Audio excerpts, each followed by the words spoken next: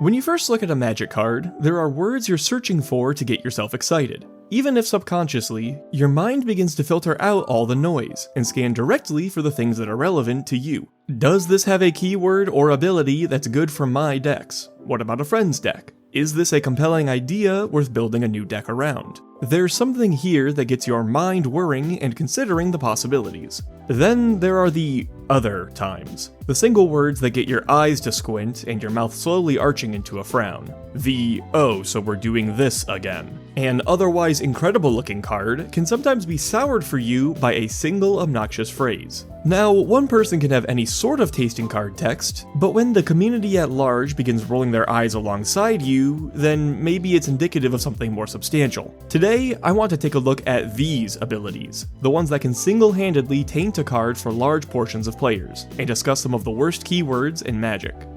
Let's start with an easy one. Day-Night. God, what a pain. It was designed to give werewolves a consistent through line for transforming.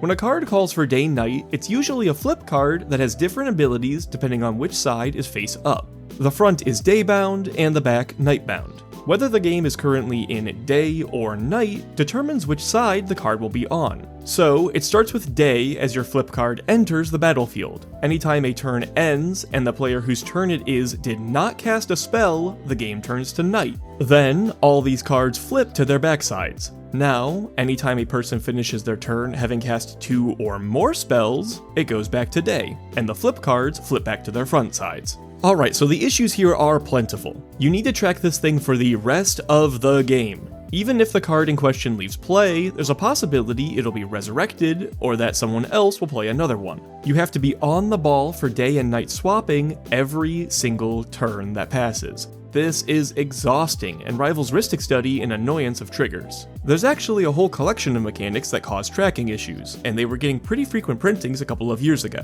Initiative, the Ring Tempts You, Open an Attraction, and the Monarch all add something to the game that needs you to be constantly paying attention to it even after the card that introduces it is long gone. Magic gets into board states that are complex enough without this sort of interference. These aren't all made equal, Day-Night is certainly more egregious than Monarch, but it's still something that causes frustration and tons of takebacks. Issue 2. There's a tension between the mechanic and the game. Most cards with Day-Night are stronger on their night side than on their day. This means, to keep it night, you're encouraged to find ways to ensure players aren't casting spells. When your deck is the most effective is when the previous player isn't doing anything. So, you're in a position where the best thing to do is, if you're playing Commander, bully the previous player's resources more than the others, so that when it comes to your turn, they had cast no spells. Crush their card draw engines, blow up their mana rocks, and consider playing some stacks pieces. When that player is a non-issue, use the nighttime they give you to attack the other players. This strategy is performing well when other people aren't playing the game. Some of you right now are screaming, play Immerwolf, it keeps things transformed. Okay, sure, but you still need to make night happen initially before you lock the creatures in their transformations. Even then, that means admitting that the best thing to do with this mechanic is play a card that ignores it. Also, even with the wolf, day and night still need tracking. Someone might blow it up, you might have a non-werewolf day-night card, or you might play another werewolf in the future. Tracking mechanics as a whole might be worthy of their own video, but of them all, day-night is probably the most egregious and has a well-earned spot on this list. Banding is such a well-known sore spot for Magic that it's pretty likely the only thing you know about it is that it makes everyone at the table groan when you bring it up. So let's crack this open and see what's not working. The idea in concept is actually pretty digestible. Banding allows a group of creatures to join together during combat to form a band. Then, the band will attack or block as a unit rather than individually. See? Sounds simple. But when you consider that you can already have multiple creatures block the same attacker together, it starts to put into question what as a unit actually means. Well, it works differently depending on if you're attacking or blocking. For the former, attacking creatures can band together with any number of other creatures with banding and up to one without. Then, the entire band must be blocked together or not blocked at all. If any creatures in the band can be blocked, then all of them can be. So, for instance, one flyer in your band does not give the whole band flying. Then, after blockers are declared, the attacking player is the one who decides how the blocking creature's damage is assigned. Now, on the defensive, things are different. Firstly, you may block with any number of creatures together, even if only one has banding. If any of those creatures can't block the attacker in question, then they cannot become part of this process. Then, just like with attackers, banding for blockers also seizes control of your opponent's right to assign combat damage. So what's wrong with this? Well, nothing as far as the rules are concerned. This isn't self-defeating, it's not causing problematic rules interactions, and it's in no way blatantly overpowered. What it is unintuitive. Once you understand the rule, sure, it seems like a great way to get an edge in combat. But when you're new, not so much. It's very helpful to streamline the information overload of the game by shortcutting certain ideas in combat for new players. You can attack players and block creatures. This isn't Yu-Gi-Oh! You cannot attack creatures directly. What not to do is burden them with all the intricacies, over-assigning damage, how trample works with death touch, and about how damage isn't an object so the person taking the damage actually assigns the order of multipliers. These sorts of nuances are important to eventually learn, but they're also what outsiders are talking about when they deride magic as being too complex. Most of these are edge cases, being brought up because two different abilities were combined. Banding, though? It's one singular ability that when played how it was intended, still usually requires a refresher on all its little quirks. Imagine trying to sell a newbie on the fact that magic isn't as complicated as people say, and then they hit you with, okay, so what does banding do? Suddenly, we're in trouble. Also, being two parts that each have their individual interactions with evasive keywords, banding is an ability that carries a certain amount of cognitive load. Here's a hot take: layers aren't especially complicated either. They're probably the most complex thing in the game, and even still, how you implement the layering of different static abilities is actually pretty straightforward. After you take all the time to learn and memorize what they are. There is still a lot of cognitive load that goes into the initial learning and memorization of them. Banding is similar. In a game with 1,000 keywords to remember, this one has two 3-part abilities wrapped in one word. I actually like having banding, but I think the designers were maybe correct in deciding that the nuances it provides aren't worth the questions it raises.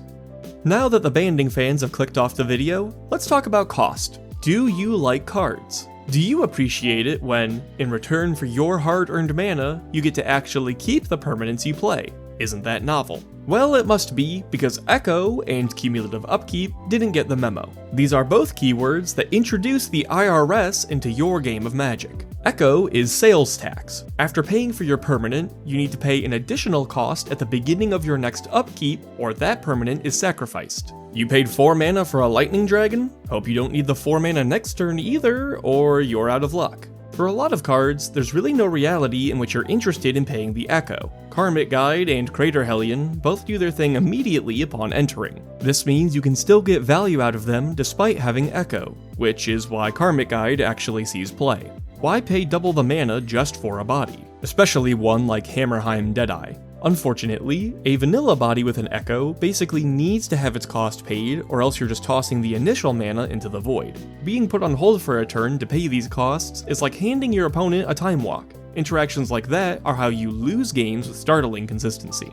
Cumulative Upkeep is property tax. You already paid for the card, and this puts a small reoccurring cost onto it that gradually ramps up every turn. So, if a card on your board has Cumulative Upkeep 1, you need to pay 1 generic mana on your next upkeep, or sacrifice it. Then, the following turn it's 2, then 3, etc. Ostensibly, this was pushed so that Wizards could print stacks cards that wouldn't be able to stick around indefinitely. There's a real cost to putting Corrosion into play. It basically puts your land drops on hold until it goes away. This, however, isn't true across the board. Sure, some stacks pieces have Cumulative Upkeep, but there are plenty of cards that just happen to have it tacked on for what seems like little reason. Now, both of these keywords are rather old, but I don't think that's the end of the discussion. The core issue here is one of cost versus benefit. A great many of the game's strongest and most format warping cards, even at the time, either stick around with no ongoing investment, or could do their thing in one shot. To fight against these powerful strategies, you were expected to use tools that constantly drained your resources, or blew themselves up? Were Polar Kraken's stats really that strong? These drawbacks were given to the wrong cards. They're also not terribly evocative. Lightning Dragon isn't like eating the red mana from the Echo cost in his art, it's just being used here as a game balancing technique without much thought for top-down design. But at least those two mechanics let you keep your cards if you paid up. Fading and Vanishing just didn't. After a certain number of turns, the cards you cast just disappear. No chance to save them, just poof. Also, these two mechanics are nearly identical. The only differences I can find are that Vanishing uses time counters, which sometimes have additional synergies, and Fading requires you to remove the counter or it's sacrificed, whereas Vanishing sacrifices it as you remove the last counter. These four mechanics all share something in common. They're drawbacks. People largely don't like when their own cards resist them. You're already getting enough resistance from your opponent without your own deck fighting back. However, drawbacks allow for a lot of interesting boundary pushing in design, and keep cards balanced while raising their power ceilings. I like drawbacks, but it takes a lot of work to implement them in a way people will enjoy, which, I think, is why these mechanics get their hate. So let's talk a bit about how to make them better. Firstly, they need more resonance in their implementation. Cumulative Upkeep feels pretty gamey on its own, but could be right at home on an Orzhov Pillow Fort card whose narrative was that you were paying off your enemies not to attack you. Secondly, there just needs to be more care put into balancing. Pact of Negation is an incredibly compelling Magic card, and it comes with a drawback. That drawback affords it a very high upside though, so it still sees play. The same cannot be said for Skyshroud Behemoth. Lastly, they have mechanical space that feels underused. If you insist on neglecting the narrative side of the cards, at least make them mechanically resonant. Give Fading to big, hasty creatures to encourage their use in an ultra-fast aggro deck. They hit hard early on, then in the mid-game, those creatures now suddenly cease to exist. Put Cumulative Upkeep on a big 7-mana late-game lockdown piece to let the control deck close out a game, when they have more than enough mana to pay it easily. If it feels good to play in your strategy, people will often ignore the rest. But without a significant shift in design philosophy, I don't think we'll see these mechanics return in earnest for a while. If you have a keyword that absolutely rubs you the wrong way, then please, share it down in the comments below. I'm probably going to be making a part 2 to this video, seeing as there are a great many mechanics that get people breaking out the pitchforks, so help me make that list. While you're down there, I'd appreciate it if you liked the video or shared it with a friend. It helps the channel grow in a huge way. If you enjoy the format of these videos, then subscribe to be notified when I upload. I have a Discord, where we get together to play games of Magic, and a Blue Sky, where I complain about my favorite game. Also, I'm going to be going to MagicCon Vegas. I'll be doing a meet and greet on this day at this time, so come say hi in the creator area. We'll be drawing tokens for each other. It'll be fun. Thank you so much for watching, and have a wonderful rest of your day.